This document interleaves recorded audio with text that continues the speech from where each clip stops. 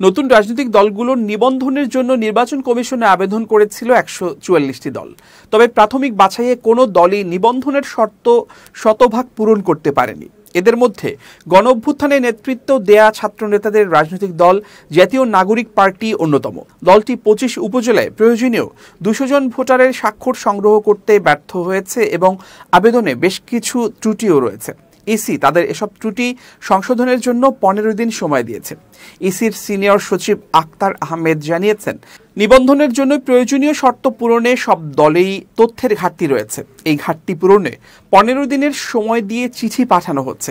এনসিপির আহ্বায়ক মোহাম্মদ নাহিদ ইসলামকে ইসি থেকে দেয়া চিঠিতে দলের আবেদনে বেশ কিছু ত্রুটি তুলে ধরা হয়েছে। এর মধ্যে উল্লেখযোগ্য হল ঠিকানাসহ দলের সব কার্যকর জেলা দপ্তরের তালিকা না দেয়া, 25টি উপজেলায় প্রয়োজনীয় সংখ্যক ভোটারের স্বাক্ষর না পাওয়া এবং আবেদনের সঙ্গে সংযুক্ত তহবিলের বিবরণীতে তহবিলের পরিমাণ উল্লেখ না থাকা।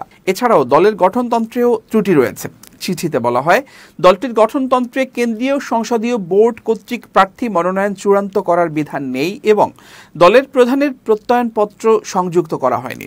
ইসি সূত্র জানিয়েছে, মঙ্গলবার থেকে ধাপে ধাপে 144টি দলকে ত্রুটি সংশোধনের জন্য চিঠি দেওয়া হচ্ছে। চিঠিতে বলা হয়েছে, নির্ধারিত সময়ে তথ্য সরবরাহ না করলে দল নিবন্ধন পাওয়ার অযোগ্য বিবেচিত হবে। আসন্ন ত্রয়োদশ জাতীয় সংসদ নির্বাচন সামনে রেখে নিবন্ধন প্রত্যাশী দলগুলোর আবেদন যাচাই বাছাই চলছে। দৈনিক আজকের পত্রিকায় এ সংক্রান্ত একটি প্রতিবেদন প্রকাশিত হয়েছে।